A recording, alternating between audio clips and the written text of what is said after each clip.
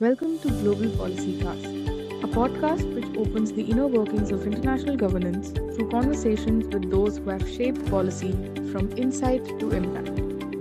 Hosted by Insights International with its co-founder Arpit Chaturvedi and Suresh Kumar, a career civil servant with nearly 40 years of implementing policy on the ground. Global ideas, real governance. Welcome to Global Policy Cast. How does policy making work at the state government level in the United States? How does party politics impact state-center relationships in the US and in India? Mr. Suresh Kumar and I compare notes with Blake Zante, who heads the Maddy Institute named after a Republican Senator Kenneth L. Maddy in the Democratic state of California. But they make things work through bipartisan collaboration is what we intend to highlight in this conversation. And that's something that's more or less needed in each and every country right now. California, the most populous state in the US, offers us a case study. Listen on this Global Policy Cast episode with Blake Zante. Right. Thank you so much. Today at the Global Policy Cast, we have with us Mr. Blake Zante. Blake, thank you so much for joining us. Well, thank you, Arpit and Suresh, for having me on the program. Really appreciate being here. So, Mr. Zante, you've had a very interesting career trajectory, especially for people who are looking to make a career in public policy. Tell us, you began your career as a Maddy legislative scholar. Now you're heading the Maddy Institute. Share with us a little bit about your professional journey and, has it panned out? Did you plan this in advance? Has it panned out in a manner that you might have imagined it when you started as a Maddy scholar? Please walk us through that. Well, first and foremost, I just want to say I love the concept and the idea of the Global Policy Cast. So thanks for the work that you both are doing to connect public policy leaders and professionals throughout the world. I think it's so important to continue conversations around smart public policy making, especially in times like these. But I really appreciate your question. So a little bit about my background briefly. I was a Maddy legislative scholar, as you mentioned, while I was an undergraduate at California State University, Fresno. The Maddy Institute Legislative Scholarship Program is a tremendous program. It gives opportunities to students from the Central Valley region of California to be able to get involved in public service, and it gives them a scholarship to be able to go do that. And so they conduct an internship in a government office, a local office, a state office, a federal office, any one of those. And so I had the fortunate opportunity to do both a state and federal stint while I was a scholar. And that really set my path and career trajectory, going forward. I really wanted to work in government and politics and be a legislative staffer. And as you asked, no career trajectory is straight and narrow. Sometimes it takes you on a windy journey, and so I wasn't expecting it to take me all the different places that I went. I had the opportunity to then do a Capital Fellowship in Sacramento. And then I was a staffer for a state legislator in Sacramento for almost 4 years named Andreas Borges, who was a Republican, but was very well known for working across the aisle with his colleagues. And then I had the opportunity to work for former Speaker of the House, Kevin McCarthy. And so that was a tremendous opportunity. Following the speaker's tenure, he decided to step away from Congress. And I really enjoyed that opportunity. It was so much fun to work for him. And then this opportunity arose as the executive director of the Institute. So that's an abridged version of my career history, but I'm happy to discuss it or get into it further later on as well. Sure. And tell us a little bit about what the Maddy Institute does and what's your vision about it? What's something new and exciting that, policy scholars should know about? Well, the Maddy Institute really has three key priorities. One, inspiring the next generation of leaders through our legislative internship program, our scholarship program, increasing civic engagement in the Central Valley and the state of California. So trying to get more people involved, engaged, interested, and informed about their government. And then also providing nonpartisan policy analysis on issues that are impacting residents in not only in the Central Valley, but the state of California. And so those are our really three key priority areas. My vision for the Institute is I want us to be the go-to nonpartisan think tank for the San Joaquin Valley. And so I believe we already are that resource, but not a lot of people know about us. So I'm really focused on increasing our visibility and strengthening our partnerships with other institutions, not only in the region and the state, but also across the country as well. So that's why I'm just fortunate to have the opportunity to speak with both of you today. Sure. And, it is really an exciting vision where not only are you able to provide students the opportunity to work with legislators, you're also able to give your inputs to policymakers on various policies. So, really closes the loop.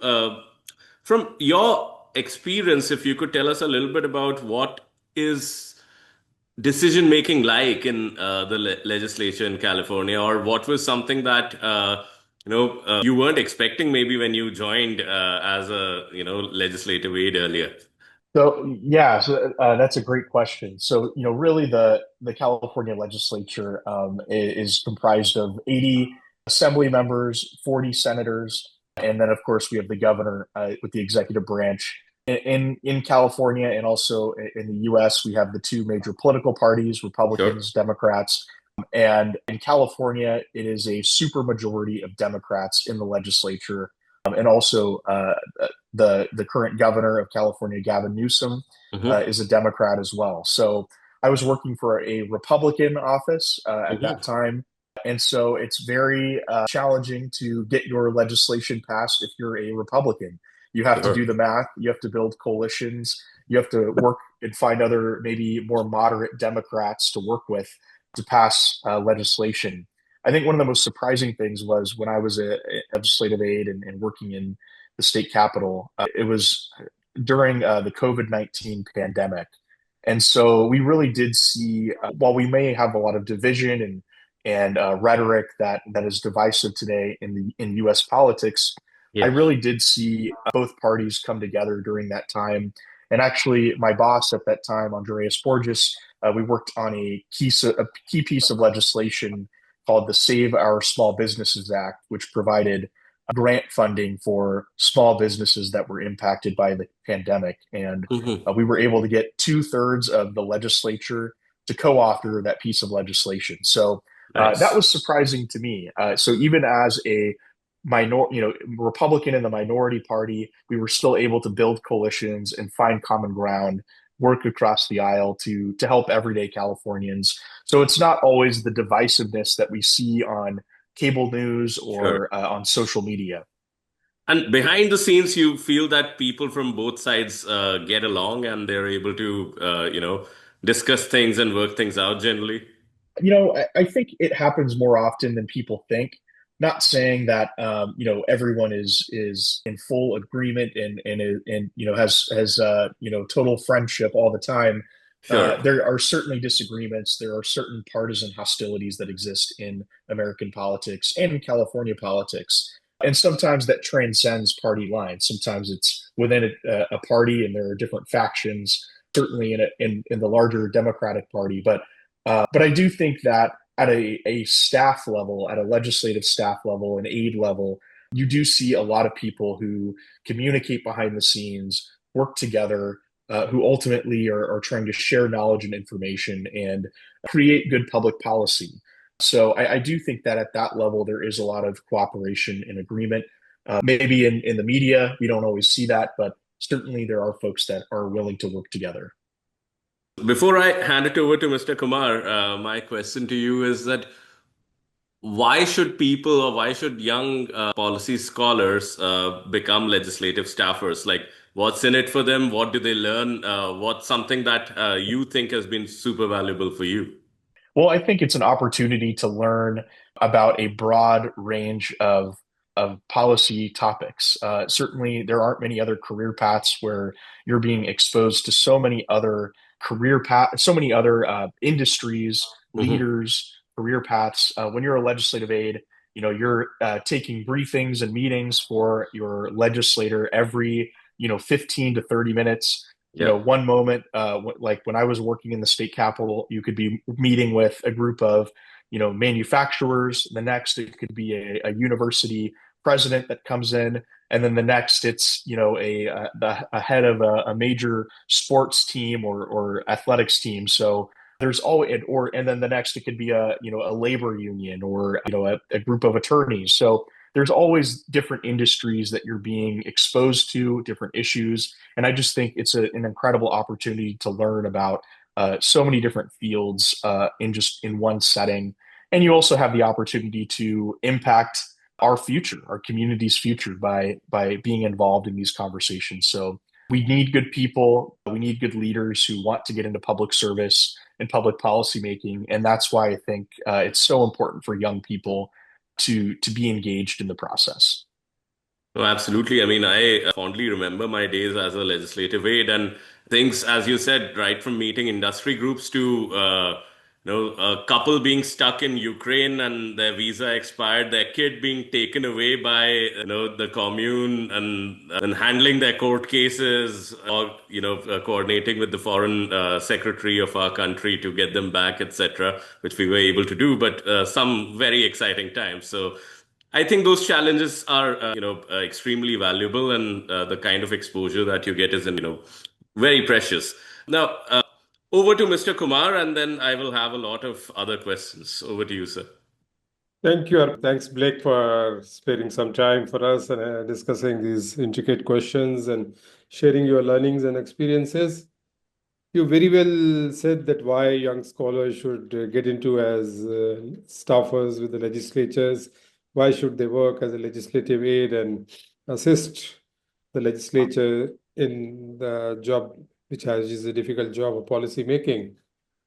But in the Maddy school, when these young scholars come, whether they come for internship or whether they come for a regular program, each scholar will have its thought, whether he'll be from the basic thought, maybe a Democrat or a Republican. And you just said that you would like to see that they remain non-partisan. When they have some preconceived thoughts of being a Democrat, or they are more democratic thought or pro-Republican thought, in such a situation, how do you reconcile the two different school of thoughts when you have a group of 20 people and majority of them are pro-Democrats and not many of them are pro-Republicans, but you want them to kind of be at least neutral to the policies, the basic policies, the fundamental issues, whether at the state level, at the California level, or at the federal level. Now, the issues remain basic. The laws, fundamental laws, the laws of the land remain the fundamental. The Constitution remains the same. Your individual thought, you may be Democrat or you may be a Republican. And reconciling the two thoughts in a classroom, in a discussion, in a group of 20, 30 people or scholars, how do you do that? That to me, it seems to be a tough job. And these young minds are always agile, full of thoughts, full of aggression, and they would probably not reconcile as easily as maybe the even seniors do it. So what's your experience on that before I move on to the next question, which is more important in the policy making? That's a great question. One of the things, so the name of the Maddy Institute, our namesake is Senator Ken Maddy, who was a state legislator for almost 30 years in the state capitol, was very well known for being bipartisan, working across the aisle. And so the legislature actually, by a unanimous vote, created the Maddy Institute at California State University, Fresno. And since then, we've expanded. But we really harken back to that philosophy of Ken Maddy. The reason why Senator Maddy was so successful with his Democratic colleagues is because he focused on building relationships over partisan politics. And so, we recognize that that may be a Pollyannish approach at times, but I do still think it's possible to teach young people the importance of building relationships and prioritizing those relationships over a long period of time as they enter into policymaking. Certainly, like you said, Suresh, the laws of the land, remain. While new laws may be passed, the Constitution remains the same. but the approach to policymaking needs to be building relationships, identifying common ground. And so we do that. We put our students through an orientation process to try to teach those approaches as they're entering into their career in public service and into their internship.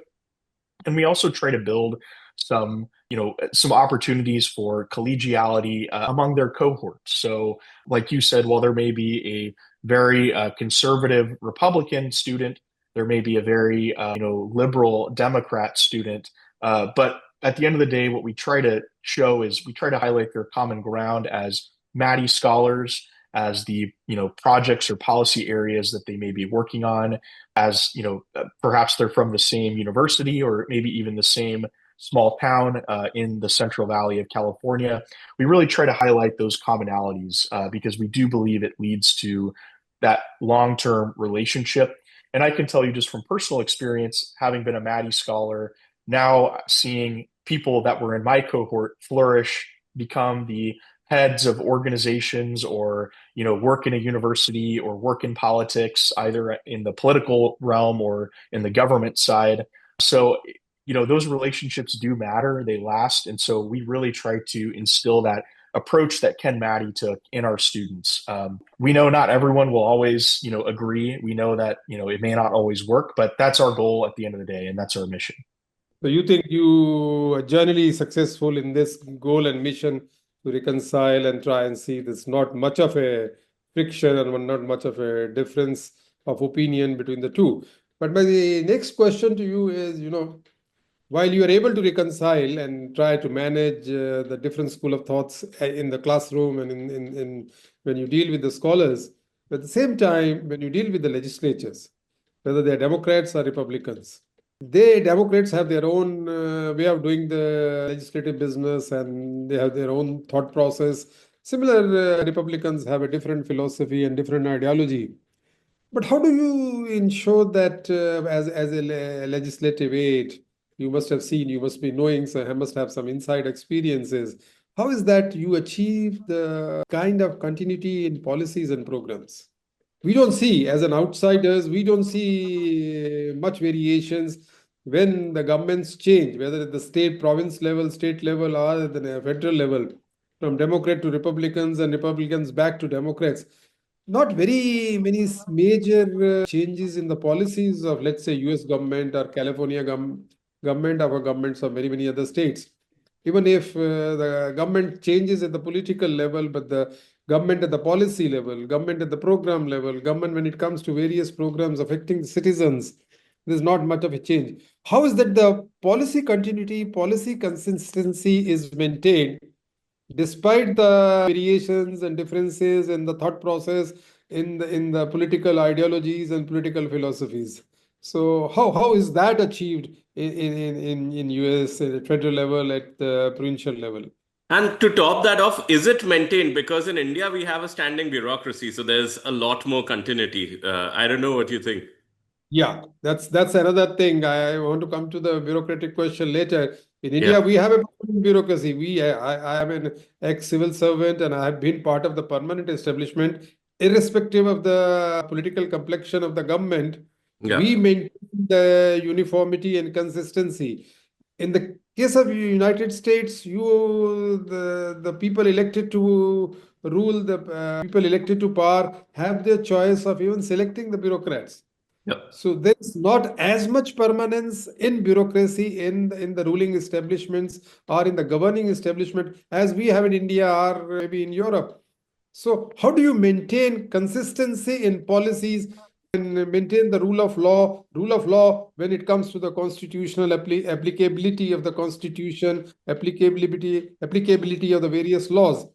Now take the case of, we discussed this many times, take the case of water laws in California. Whether Republicans are in power or the Democrats are in power, the water laws of California, the agriculture regulations of California, the basic professional code for the business in California doesn't change. But in India, if the government changes, the place where I am sitting, like state like Punjab, if we have a government, let's say from the Bharatiya Janata Party or the BJP, the rules of business or the professional code for the business, trade, business, and industry is different. And when it comes to the other political outfits, whether it is Congress or the regional parties, the professional codes, professional regulations for trade, business, industry, including agriculture, change, and they change very fast. They change very fast. It's literally kind of overhauling the system every 5 years. So how is that continuity and consistency maintained in US, in United States? Yeah, that's a great question. I think it's an interesting comparative case as well between India and U.S. Public administration. But I will say that while here in the U.S., yes, when say we have a new administration that comes in and wins either the presidency or maybe we can just even look at a California level, the governorship. There will be new heads of bureaucratic agencies appointed. Certainly there could be some sweeping regulatory changes that do take place, maybe more so on a domestic level. But still though, at the lower levels, we have an independent civil service system. So while the secretary or the head of the agency may be appointed by the president or the governor, but they still obviously have to go through the confirmation process of through the legislature. But there still are independent bureaucrats that do work within the greater bureaucracy and civil service system throughout the U.S. that are non-political appointees. So I do think that helps maintain consistency. And then also in the U.S., we have the separation of powers. At the end of the day, if a new executive comes in and decides to start trying to make some sweeping changes, but they are deemed unconstitutional, those can be challenged and overturned by the court system. And so that, does help maintain some consistency over time. If a previous administration had, passed legislation or signed legislation that was passed by Congress or at the California level passed by the legislature, it could be upheld as law, right? Unless it's deemed unconstitutional by the courts. So we do have that checks and balances system. I think, less so today. We don't really see it at the federal level, but always the legislative branch can be a check on the executive branch.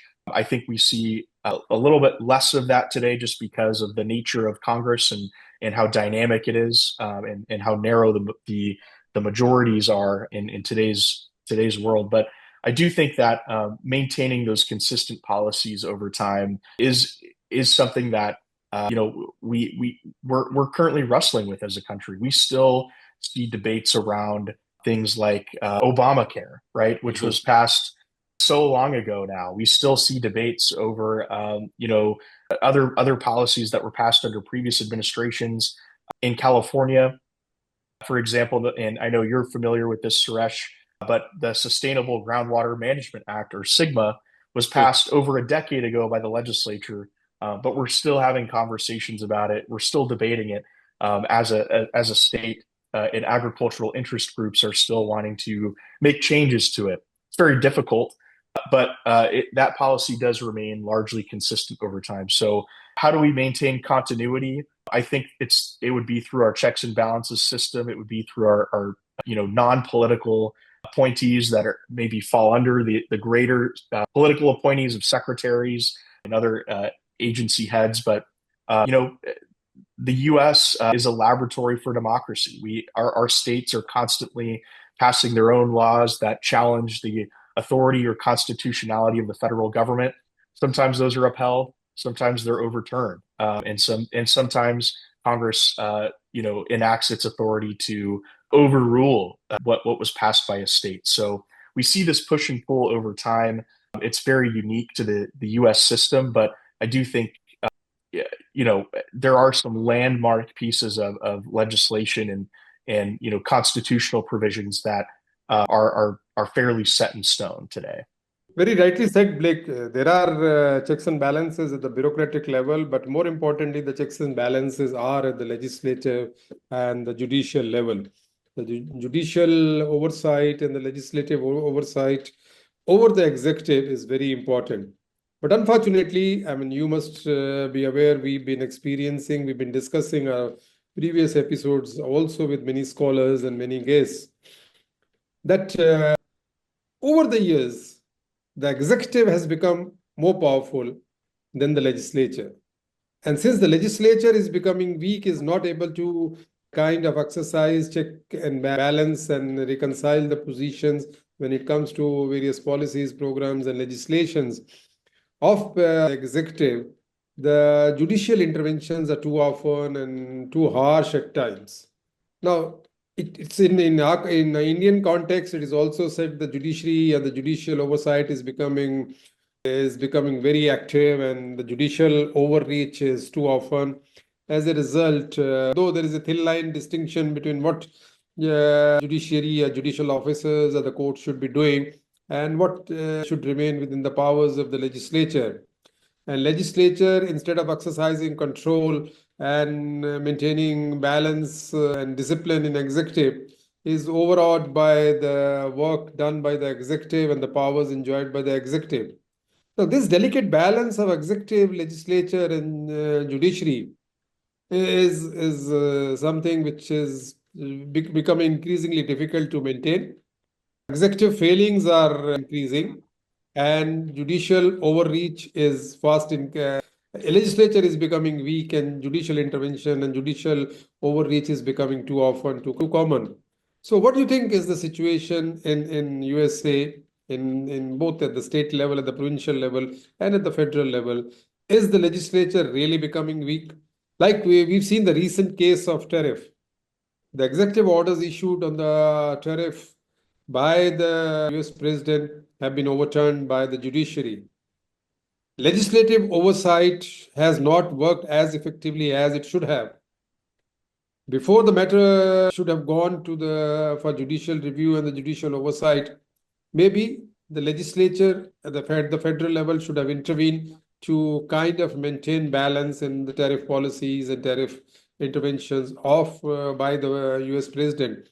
No, that kind of a executive failing or executive aggression, which is weakening the legislature and giving a chance to judiciary and judicial officers and the courts to intervene too often, too frequently, and try and take over the work which should otherwise be done by the executive or by the legislature.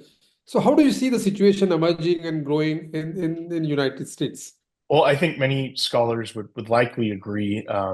For decades now, at least at the federal level, we've seen the expansion of the executive branch's power and influence, and that's simply because the nimble executive is able to act in situations of emergency and crisis, which the U.S. has experienced, quite a bit in the 21st century. So by default, the executive branch has begun to expand. Congress is more of a reactionary body. It's not really proactively passing legislation unless it's some interest that has almost unanimous agreement. It's very difficult to get narrow these pieces of legislation through. Although there have been some major bills, like President Trump's recent what he refers to as the big beautiful bill. His sort of sweeping tax reform bill. President Biden was able to pass the IIJA, which was a pretty major infrastructure investment in the U.S., and get that signed into law. So there have been bills, and policies that are passed with congressional support.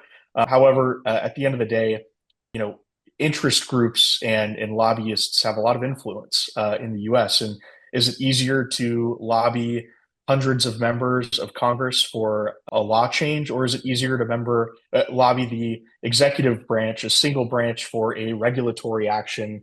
Yeah, it might get overturned by the courts, but that's going to take time for it to make its way through the judicial process. So, well, let's do it anyways. Let's try it and see what happens. So we see that quite a bit. I think at the state level in California, it's a little bit different. The legislature has a lot more authority. Just last year, I believe over 2,500 bills were introduced in the California legislature. It's a lot of bills for folks to read and process and analyze. Not all of them, of course, made it to the governor's desk, but still, the legislature does have a lot of power, a lot of authority. And let's not forget we're also in the final year of Governor Newsom's tenure. So he's, I don't want to use the term lame duck, but he's kind of in his lame duck phase, as we call it here in the US. He's transitioning out of the governorship, and we're going to have a new governor in 2027. There are a lot of candidates in the field right now. Will that governor have a mandate to really lead and set their agenda? Not sure. That's yet to be seen. But the legislature, does have a lot of influence and authority in California, and I think it's a little bit different at the state level than it is at the federal level right now. But the other thing just to note at the federal level is right now that the House Republicans have a 1-seat majority. So if a member of the Republican Party is sick or they resign, they're in trouble. They lose their majority. Speaker Johnson has a very narrow governing majority. He has to have all the Republicans fall in line in the House. So again, these are risks that Congress doesn't really want to take, and that's where I think you see a more nimble executive taking action coming into play and trying to push the boundaries a little bit of their authority. But Blake, before Arpit takes over, another area of conflict is the state versus the center, or the state versus the federal government. Invariably, you have different parties in power, maybe Democrats in California, and at federal level, you have Republican Party in power. You have a president from the Republicans, and you have governor in California, and many other states from the Democrats. Now, when different parties are ruling different states, and they do the same party at the federal level and is not there in particular state, what kind of a conflicts emerge? Is it that the federal government is able to discriminate with parties which are not ruled, with states which are not ruled by their own party? For example, if the states which are Democrat states right now, and you have a Republican president, now the states which are not do not have Republicans in majority and not have a Republican government, now are they discriminated? Do they feel that they are not getting their due from the federal government, both in terms of finances, in terms of very many other legislative and fiscal support, which is expected from the federal government down the provincial level and maybe sub-state level also? So is that kind of a discrimination or distinction observed and maintained, or even resented by the state governments? And it happens too often in our country and in many other democracies that if the same parties are not in power at the national level, at the federal level, at the provincial level, probably so there is some conflict, which we call as a conflict of governance, conflict of fiscal conflict, the fiscal devolutions or the fiscal transfer of funds from the federal level to the state level varies from state to state for reasons which are purely political and are not ethically or administratively justified. I think we are seeing that more so in recent times, especially during, I think, this the second term of President Trump's administration. At the end of the day, though, California is really a very influential sort of subnational government in itself, right? So while the federal administration may be able to take some funding away or sort of try to play politics in that respect, California does carry a lot of influence. It is a major hub for global commerce and trade. It is, the most populous state in the nation. And so while it might have the most conflict with the federal government, at some point, the federal government and the state government have to work together. We have seen some political things like, the Trump administration's Department of Transportation pulled, I think, $3 billion or $4 billion from the California high-speed rail project. So that's an example. We've seen some funding be revoked for, California universities as well. But, at the end of the day, there are also major disasters that have occurred in California, such as the LA wildfires, or, we have fires in some of our forests in California. At the end of the day, the federal government has to cooperate, and the state as well, vice versa, with the federal government to be able to respond to these emergencies. So yes, politics are played, But I do think that at some point, people only have so much of a tolerance for it, and voters do get very frustrated. They get very angry when, the state and federal government are playing politics, when, their house just burned down and they're just trying to get support from FEMA and Cal OES and figure out how they're going to rebuild. So I do think, there's only a certain amount of time that can go on before voters begin to respond. And, and that's why we have elections every couple of years, because they will, at the end of the day, hold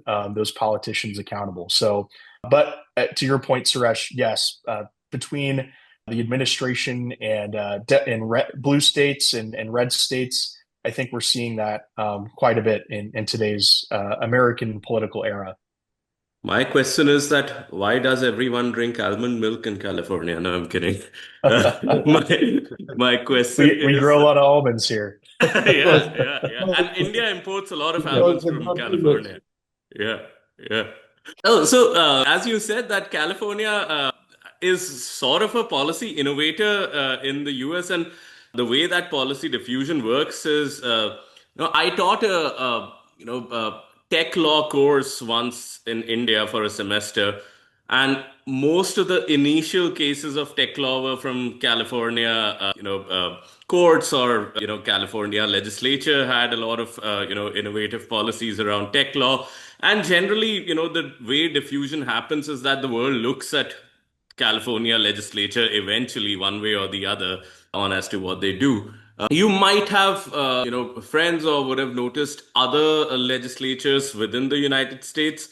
How do you think that California, having the Silicon Valley and having such a vivacious entrepreneurial culture, how does policy making and the whole environment operate, differently than, let's say, a Maine or any other, state in the country?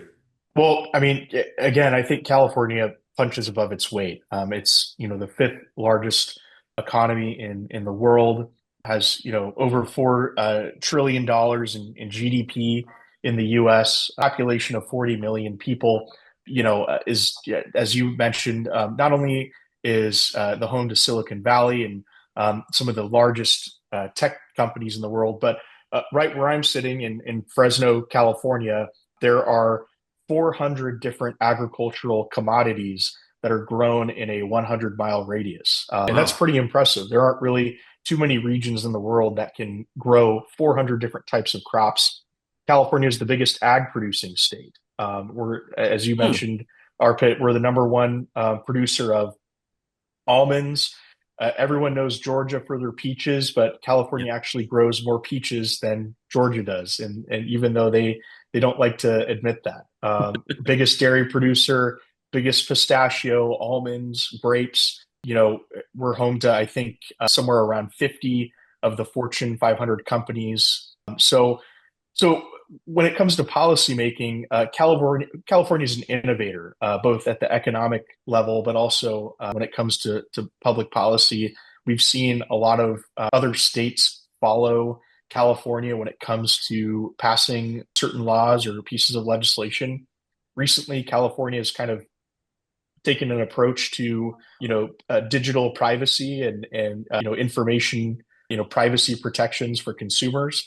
Other states are following that lead. So I do think you see that, California it does sort of set a model, and what happens in California does sometimes end up getting adopted by other states throughout the country. It's not to say California is always on the forefront or is always, right in its policy that it's passing, but it is. We do see a lot of conversations being led by California. Certainly, Governor. We also have to acknowledge the politics. Governor Newsom has really built a national and international profile for himself. He's sort of juxtaposed. The federal government has said it's withdrawing from things like the Paris Climate Accords and rolling back on those fronts. Governor Newsom has positioned himself as someone who is meeting with world leaders, meeting with with Xi Jinping from China, meeting Hmm. with other world leaders to try to show that, he is in this position of authority as California's governor. So Yep. even though California has no jurisdiction over foreign policy or trade or foreign affairs, we do see California try to kind of push its boundaries, punch above its weight, and drive those conversations as well. No, absolutely. And I often wonder that when policies are made in other states or other countries, there's always, this option that, okay, let's see what a Singapore is doing, or let's see what a California is doing. But so there are a lot of models that are available, but I would imagine that since California is such a frontier for policy making, a lot of times, do you notice that people look at other models, or it's more about, just looking at the problem very originally and then seeing if something comes out of the hat? So how does it? Yeah, I think that's a good question. Well, California is unique because it is one of the few states that has a full-time legislature. So in that respect, I think 10 U.S. states have a full-time legislature where the politicians, their full-time job is going to Sacramento, making legislation. They're there the whole week, and that's their primary occupation is making Hmm. laws. Other states, not necessarily the I case. did They're a not know part-time that. legislature. Yes, That and so actually most states are part-time legislatures. So okay, the state politicians, they have other occupations. Maybe they're a farmer, maybe they're a doctor, maybe sure. they're a professor. And so only a few days out of the year do they go to the state capitol to Hmm. make laws, and then they return home to do whatever job it is that they actually do. So I think that's where you also see California. California politicians are focused on creating new policy, All the lawmaking. time. That's really where their focus is, full time. And so other states, that's why you maybe see them be a little bit more reactionary or follow the lead of California, just simply because the way their legislature is set up is entirely different. So that's just a personal theory that I have, but yeah. Yeah. And just more on the personal level, since you've worked in the Republican ecosystem in California, how does it feel? Because I think last time when Republicans were in power in California was many, many years ago. And do you think it's easy? It's difficult? Would you rather, feel that you rather wish that, okay, I wish I was part of some other state where there was at least a, fair chance of both the parties switching positions? Well, that's a good question. I think at the state level, like I said, it's challenging, but people also often, need to recognize too, at some point, the Democratic Party is so large.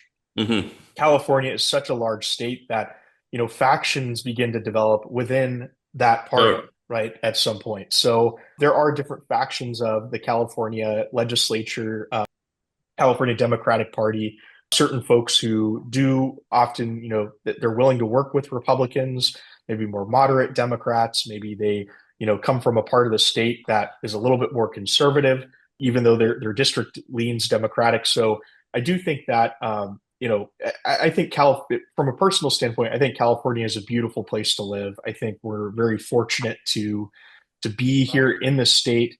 While there might be political disagreements over time, I think that ultimately it's Republican or Democrat. It's a wonderful place to live. Hmm. I do think here in the San Joaquin Valley, in the Central Valley, it looks a little bit different than the rest of the state. It's a more conservative region. It's a more rural region, and so that's where we do see, I think, more Republicans, not always, but elected in the Central Valley. It's a Yeah. very politically purple region. So not red or blue, but more, we see folks that are more moderate, generally speaking, on both sides of the aisle. So I do think that we're, what I wish that when I was working in Republican politics, did I wish I was in another state? Probably not. I do think, California has it pretty good. And I do think that, it's still a wonderful place to live and work. But Blake, I don't think we like because of politics. We like California because of its weather. We like because of Exactly. because we have more ease of Yep. living there. I see more people on the roads living even without shelters in California because the weather is good, the food is good, the living conditions are easy and good. So that's the reason I like California. Apart from that, it's a kind of a headquarter and a home for all kinds of technological innovations and all big tech companies. You have the Silicon Valleys and you have all kinds of big tech giants there. But I will now, you are a head of a public policy school. It's a school which is not really for one state, and as said, has already said it, that's a regional policy school, and you are preparing young scholars to assist the legislatures. You are even kind of California state is known for the reason that's a full-time legislature, then it's a kind of a home for many innovative policies, innovative legislations.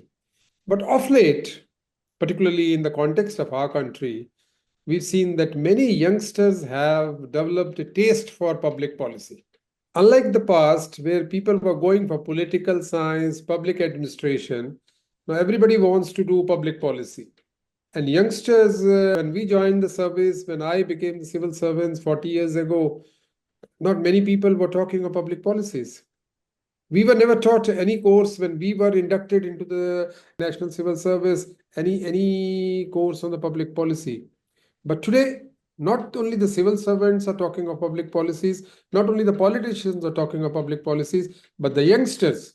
There's a big interest in making the policies, in analyzing the policies, in lobbying for policies, in creating a momentum for policies which the younger generation, which the youth of the day feels that is in the interest, larger interest of the citizens.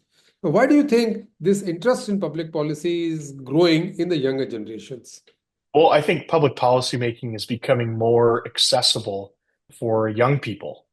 Certainly more visible. That's for certain. Where we see people, whether it's through social media has kind of democratized the way that people can engage with their politicians. Back in the day, you could write a letter to your elected representative. You could you could make a phone call, but now you can, actually send your elected official a direct message, or you can post something, on their page and everyone else can see it. So I do think that, it's sort of democratized the way that policy making and conversations are happening. I also think we see it in real time.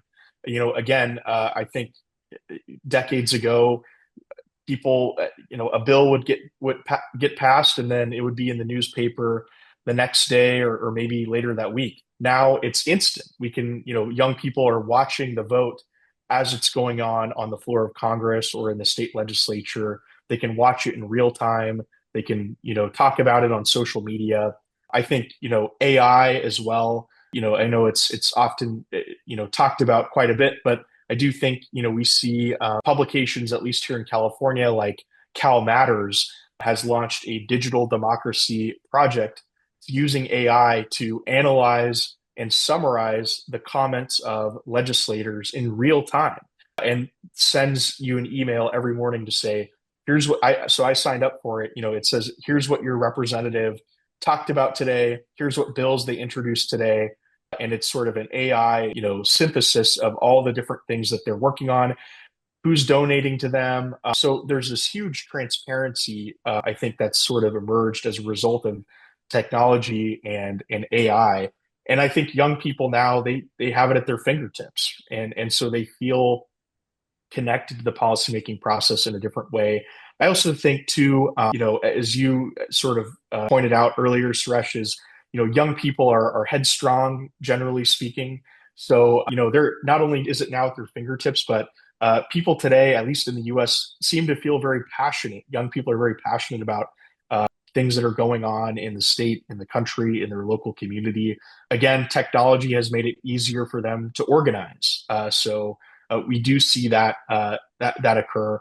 So those are, just observations that I've made, especially from the young people that come through our program. they're following along in real time with decisions that are happening and seeing the real time impacts of those decisions as a result of technology. But young people are not only aggressive or not headstrong, but more importantly, you just can't fool around these days with young people. They have access to information. They have access to information with a speed. And whatever you and me in the schools, colleges, or in any forum, any media, we may say, they can easily check and verify and then get back to you very quickly to say whether you are right or wrong. So even those who are interacting at any level, whether at policy level, at the school level, the college level, a business level, trade, in any forum you are interacting with the youngsters, they are too fast to access information and tell you on your face whether you are right or wrong.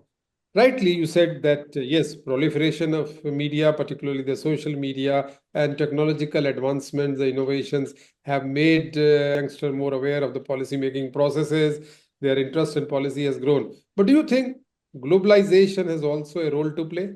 Will you post-globalization, the interest in policy making, interest in public policies of the younger generation has increased? Will you agree? Is that your experience in the Maddy school? Certainly. Yeah, absolutely. I think globalization's played a huge role.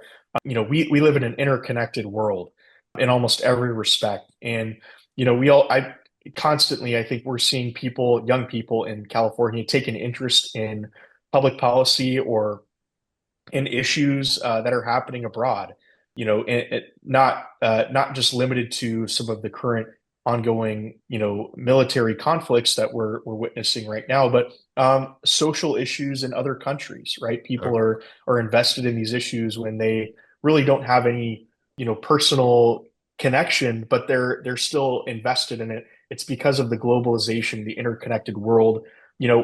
We're impacted by real-time trade policies that are being made between different countries. India is a huge trade partner of the United States and of California. I believe in California it's one of its top 10 trade partners.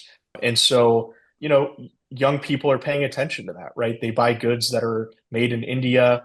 We sell, young people are making products that are then transported to India, or almonds that are being exported to India. So these are real-time, decisions and impacts that I think young people are now more easily able to follow in a global, in the post-globalization world. I do think we see that quite a bit. Like, just one thing, Mr. Kumar and I, we discuss as a think tank, and we also have, educational programs. The idea always is, and I think our longer term aspiration is also to set up an institute of education specifically for young policy professionals in India and policymakers. How do you, as a think tank or as a training institute, how do you get to build a solid relationship with the legislature? How do you get your ideas across? Because in India, many think tanks are proliferating, but there's still it's become much better than earlier, but there's still a huge struggle in getting some of your ideas into the heads of the policymakers. So any tips and best practices around that? Well, from our experience, I think what's important is not only our mission to strive to be nonpartisan, but also bipartisan, right? And that might be, maybe those two can conflict with each other a little bit, but our goal is not to take a position on issues. Our goal is to be the platform and the venue for conversation and thoughtful dialogue. So I think having that reputation has helped tremendously in bringing policymakers to the table, because that allows them to know that we're going to be a trusted partner in facilitating a real conversation that's focused on solutions, not just trying to air out complaints on one side or the other. So I think that's really important, having solutions driven conversations.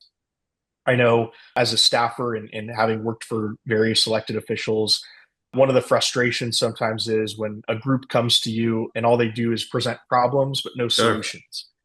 So that's really been a focus of mine at the Maddy Institute, is how do we be solutions oriented when we're discussing policy issues?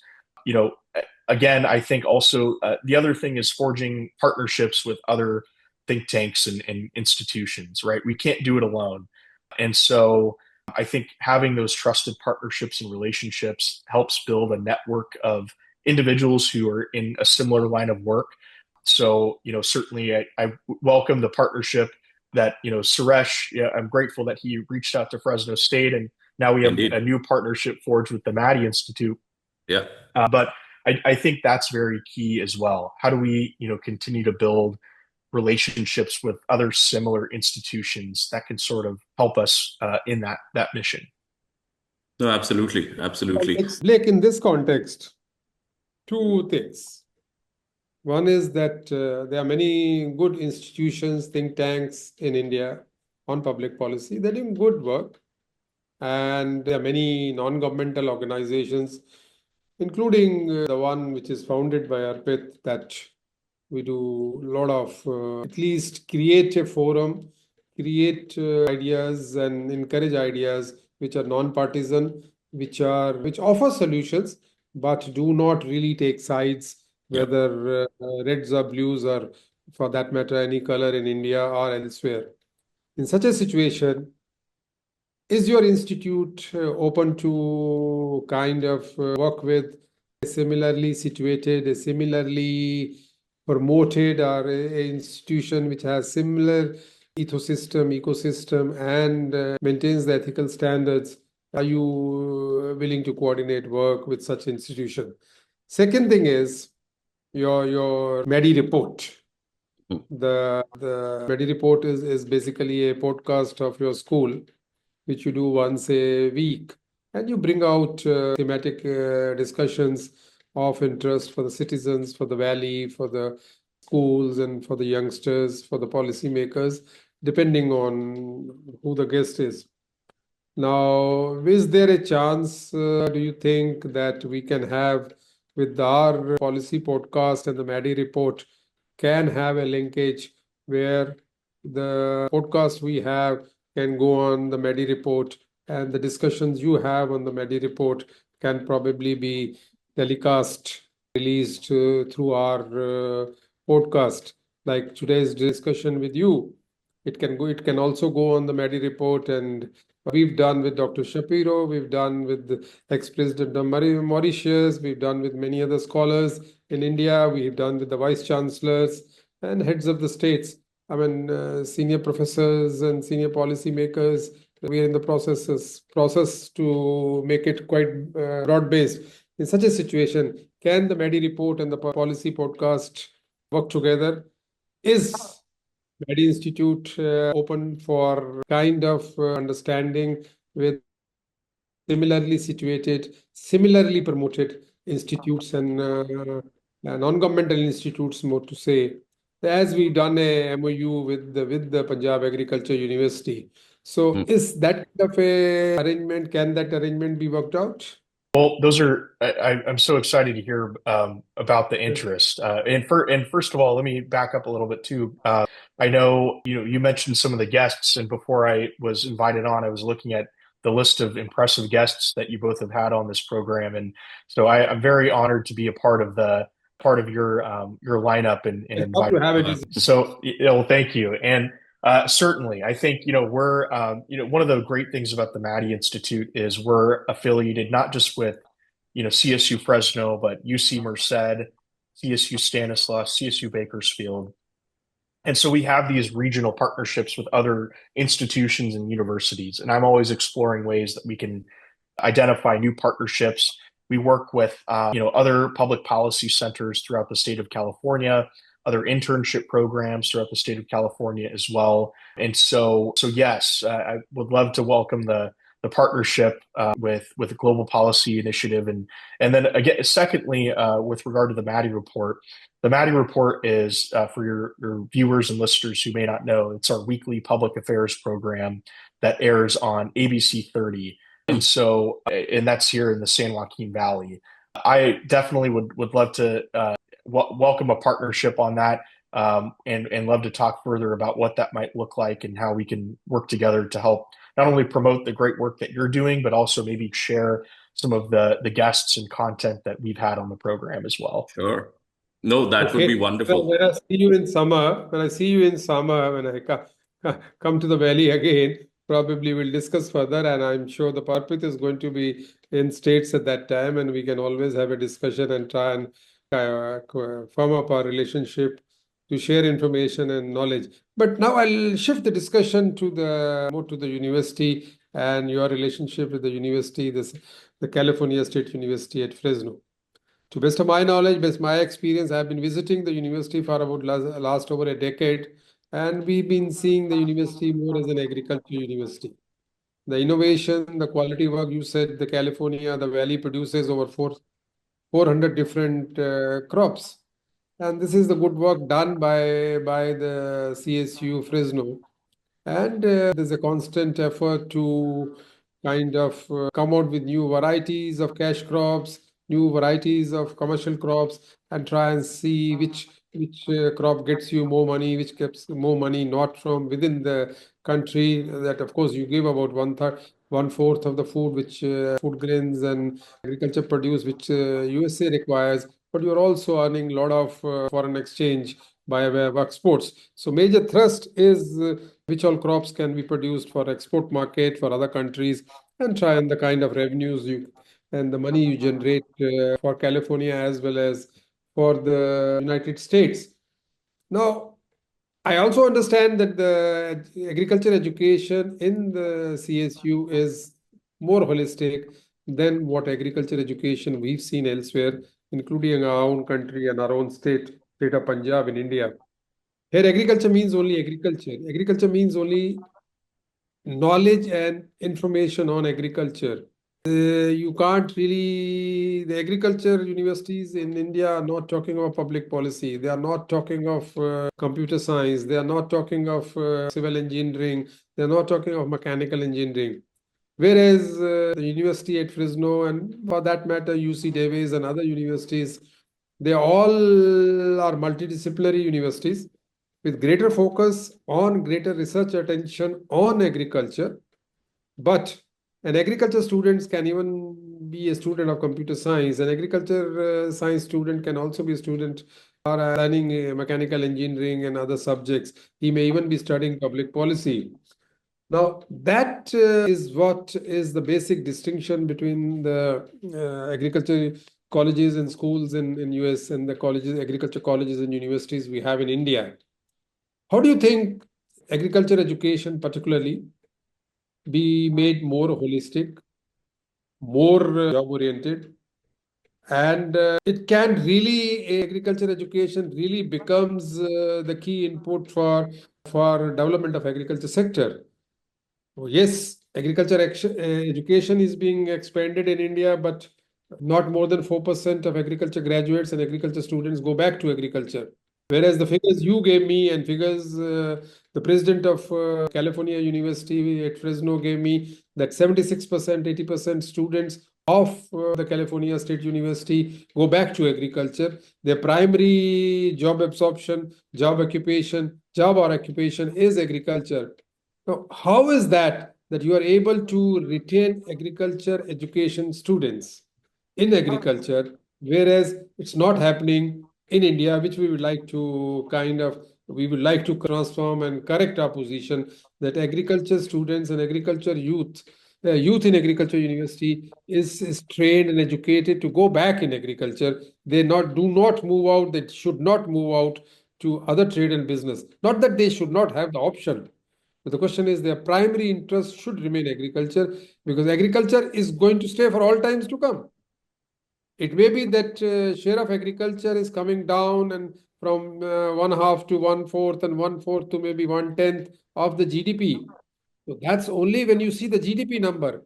But can any country, can any government wish away agriculture? For all times to come, for the survival of the mankind, the survival of the citizens, survival of the populations, the agriculture produces the basic food, it has to stay. And how do you have a situation? How can you have a situation where more and more farmers, the more and more people are moving away from agriculture and not many are staying in agriculture? So that's a worrying situation. To correct that, we need to promote a right kind of a system of agriculture education and retain youth in agriculture. What are your suggestions? What's your take? Why is it better in California? I mean, not in many other university. Yes, California, UC Davis, I will like to appreciate the work they are doing. They are able to retain the tail end, the knowledge in agriculture. Not every other university in even United States is able to do it. So how do we do it? Is it necessary? If it is necessary, how can the universities do that?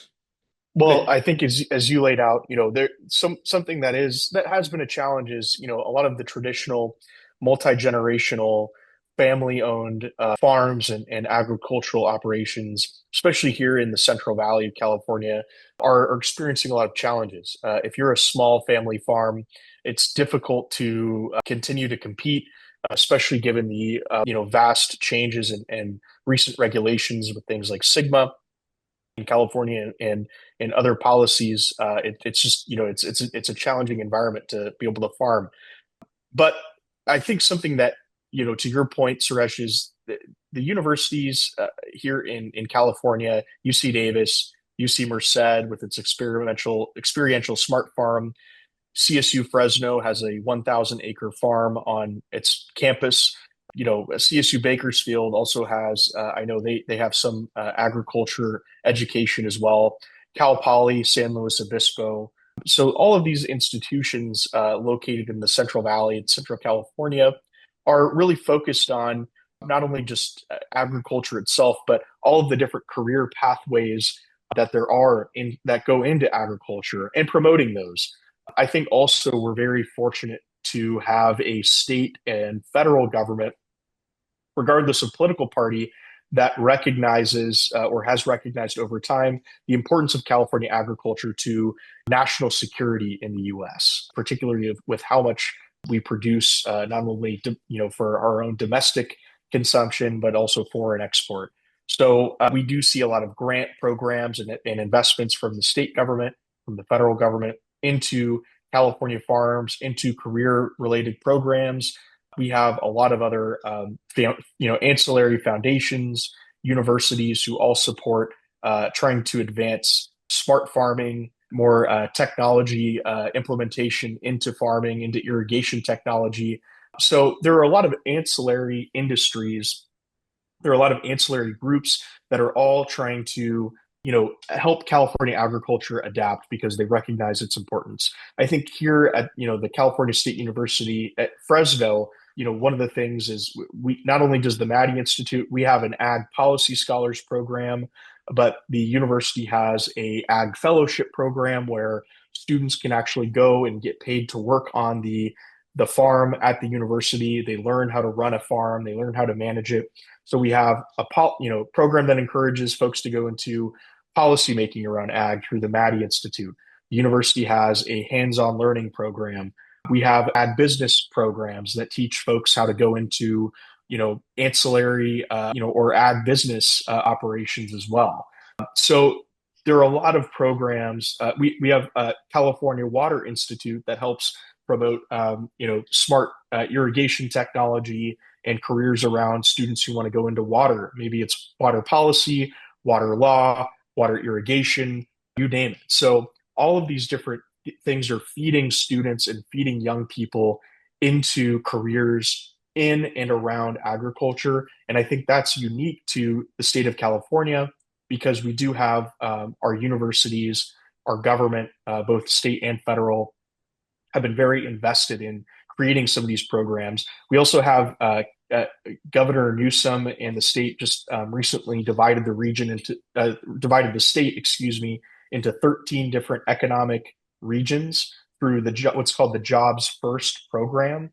And so this has brought a tremendous amount of resources into places like the Central Valley, where agriculture is such an important industry, encouraging the creation of jobs and as technology evolves, as the economy evolves, still trying to encourage that adaptation for California agriculture and jobs in and around agriculture. So I think, to answer your question in a long-winded way, and forgive me, but I think, one of the big things is we have a lot of investment from academia, from government, from private industry, who are all invested in trying to continue to innovate around California agriculture and jobs in agriculture.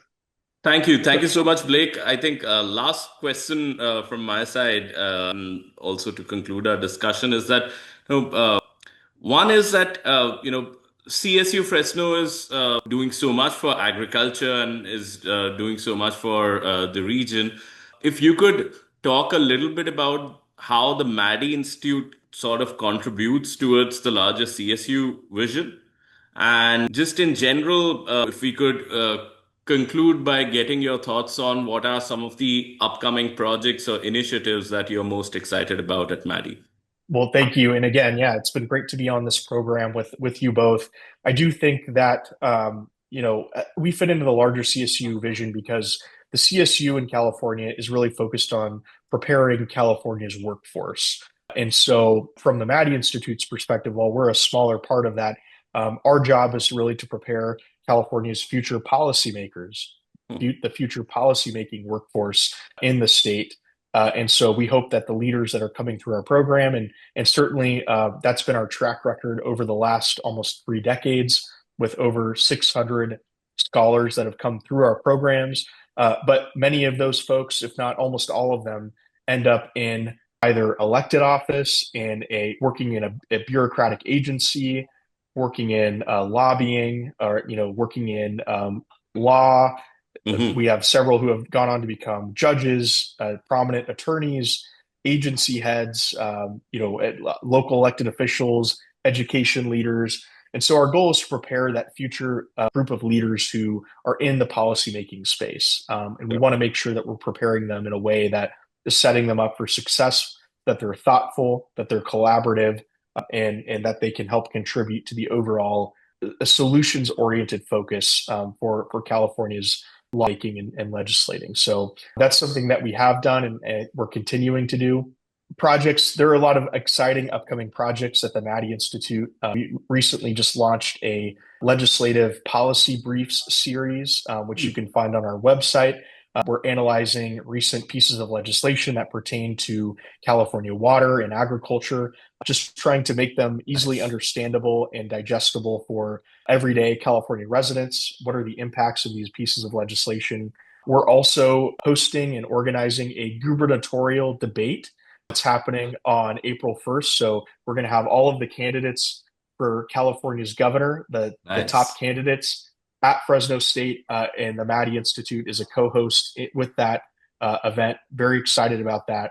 Additionally, we just recently held a summit on California's energy transition and how is it impacting California's agriculture. And so right now we're seeing the phase or the transition of rural ag lands go to solar energy farms here in the San Joaquin Valley. That's something we're seeing quite a bit of. So, all of these policies, how are they impacting our state and our region, both from an economic standpoint, an energy production standpoint?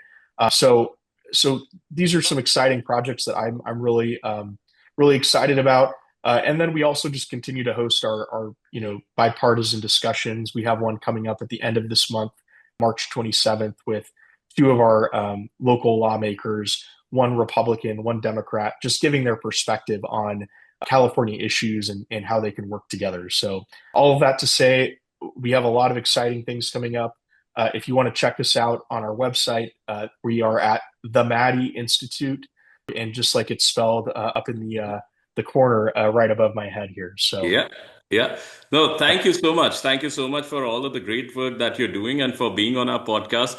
We are sure to check out a lot of the things, including the Maddy report and plus the policy briefs that you're doing. I personally am very interested in reading how complex policies communicated in a simple way. That's something that I like doing. So I'm definitely going to check it out and maybe even link it on our podcast so that people can have a look. But thank you so much. Great. Thank you so much, Blake. Pleasure speaking to you.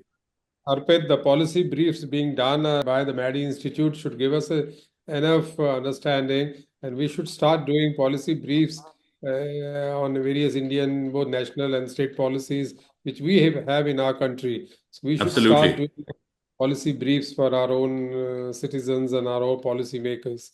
Thank you, Blake. Thank you. was nice to discuss and to take your perspective on various issues. Thanks for sparing time for this podcast.